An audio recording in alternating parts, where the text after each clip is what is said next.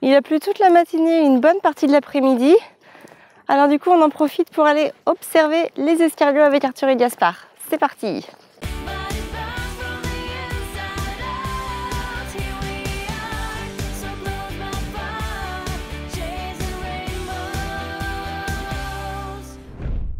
Alors je ne sais pas si tu as remarqué, mais c'est la première fois que je me promène à l'extérieur avec Gaspard sur le dos dans le métail.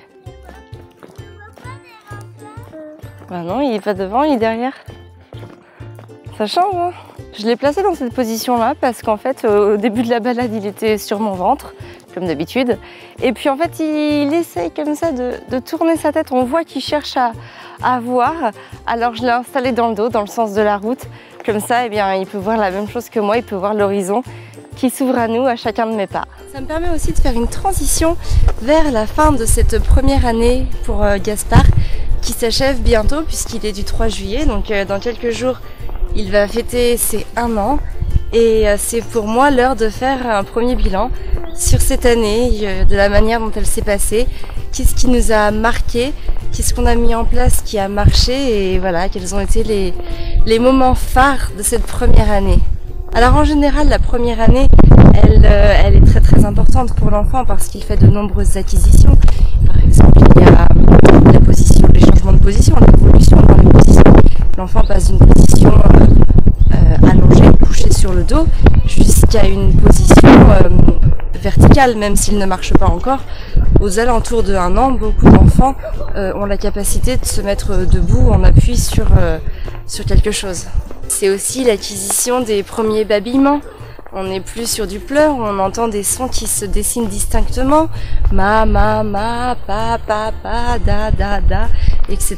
Tout ça, on voit bien qu'il y a une finesse du langage qui s'exerce. Et puis c'est aussi le moment pour l'enfant d'affirmer sa volonté, d'attraper tout ce qu'il touche, de bouger à sa guise.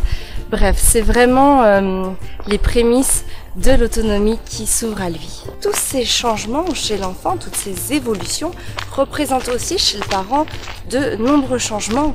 Il va voir son enfant vraiment grandir, évoluer et va devoir réajuster un bon nombre de réflexes et de choses qui étaient là jusqu'alors mises en place et bien gérées. Alors certains parents vont voir la fin de cette première année, avoir un regard sur cette première année avec un petit pincement au cœur, puisque c'est aussi la fin de premières fois telles que le premier sourire, le premier arreux, le premier petit doigt qui a serré notre main, la première fois qu'ils se sont retournés, la première fois qu'ils se sont mis assis. Et voilà, c'est vrai que c'est avec beaucoup de nostalgie qu'on finit en général cette première année, même si la deuxième sera encore la naissance, l'ouverture à de nombreuses autres premières fois.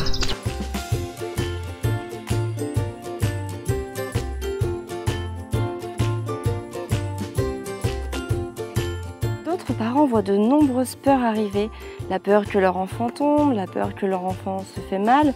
Et puis d'autres aussi se mettent à refuser certaines choses, comme porter son enfant par exemple, parce qu'ils estiment que il peut se déplacer de lui-même, l'aider à ranger ses jouets, l'aider à manger. Enfin bref, voilà, rentrer vraiment dans une situation de refus. Tous ces refus viennent vraiment détériorer la relation que l'on construit avec son enfant chaque jour, parce qu'à travers ces refus, on montre son obstination, sa négativité, et puis on casse tout simplement les bonnes ondes que l'on avait avec son enfant. Est-ce que tu peux me chercher maintenant 4 pâquerettes, s'il te plaît? Pourquoi t'en as 4? Bon, une chacun, une pour papa, une pour moi, une pour toi, une pour Gaspard. Et on lui montre ainsi une nouvelle façon de communiquer ancrée dans le refus et la négativité. Et pourtant, refuser d'aider son enfant, refuser d'accéder à ses besoins lorsqu'il nous les exprime, c'est le maintenir dépendant de nous. Parce que plus on va aider un enfant à faire les choses qu'il aura besoin de faire, plus on lui apporte une ouverture vers l'indépendance, plus il va pouvoir prendre son autonomie beaucoup plus facilement qu'un enfant à qui l'on refuse absolument tout. Merci chérie pour ces 3 pâquerettes. Merci mon ange. On rentre à la maison?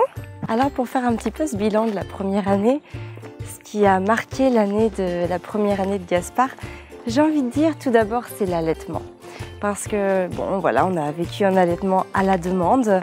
Exactement quand Gaspard voulait téter, je le mettais au sein. Je lui ai laissé faire toutes les tétées qu'il a voulu, les tétées câlins, les tétées pour se nourrir, absolument toutes. Et c'est aussi ça un cheminement vers l'autonomie dans la façon de se nourrir. La deuxième chose, c'est le portage quotidien et intensif. Qu'il soit devant moi ou derrière moi plus récemment, voilà, on le porte par tous les temps, on le porte tout le temps, qu'on soit à la maison, à l'extérieur, en promenade, tous les deux, tous les trois, tous les quatre. Je le porte absolument tout le temps. Il ne faut pas croire, mais par rapport au portage, en fait, le fait d'être porté va favoriser l'équilibre de l'enfant. Les mouvements du porteur vont venir exercer l'oreille interne de l'enfant et donc ainsi favoriser sa prise d'équilibre. Plus les bébés sont portés, plus ils ont la capacité de marcher plus vite. C'est pas pour ça qu'ils le font, mais en tout cas, ça leur permet, ça leur donne les moyens de marcher plus tôt. Ensuite, il y a la motricité libre. J'ai fait déjà plusieurs vidéos à ce sujet.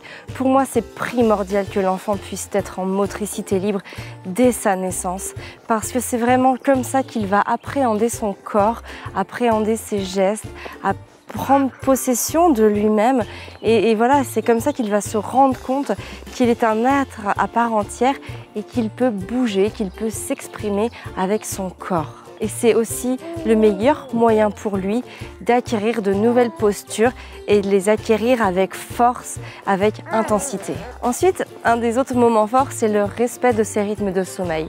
On ne l'a jamais forcé à se coucher s'il ne nous montrait pas de signes de sommeil. On ne l'a jamais forcé à faire une sieste.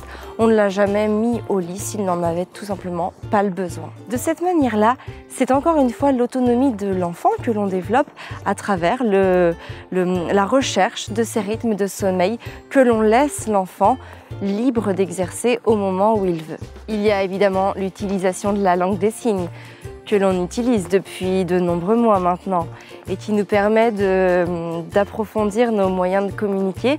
Et dans quelques mois, peut-être que Gaspard signera son premier mot. Il commence déjà à dire tété parce que c'est pas aussi distinct que ça, il le fait pas bien, mais il nous fait des choses comme ça quand il veut téter et c'est déjà là un moyen de nous faire comprendre ce qu'il veut et ça c'est vraiment très très beau. Et enfin, un peu plus récemment, la DM, la diversification menée par l'enfant. Donc ça c'est tout ce qui est au niveau de l'alimentation. On donne des morceaux à Gaspard, on peut lui donner des morceaux de banane, des morceaux de tomates, des morceaux de carottes cuites, enfin bref, tout ce qui va pouvoir s'écraser assez facilement afin qu'il le porte à la bouche par lui-même, de lui-même, et qu'il puisse le manger, le sussauter, l'écraser, bref, se rendre vraiment compte de ce qu'il va pouvoir ingérer et lui donner l'autonomie aussi de pouvoir manger à sa guise.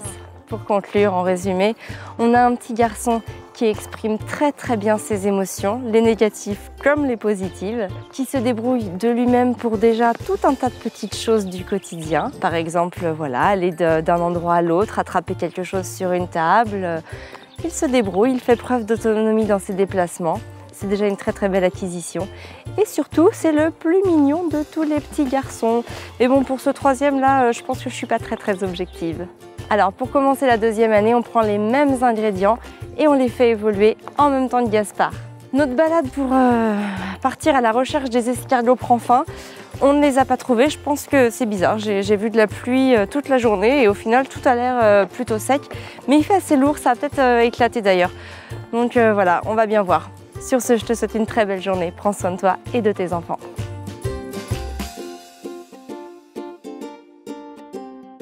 Voilà, que la connexion se fasse bien en fait. Je ne sais pas comment l'exprimer davantage là de cette manière-là. Surtout que j'ai mon petit loulou qui crie dans le micro, qui me crie dans les oreilles. Ça va être inaudible à mon avis.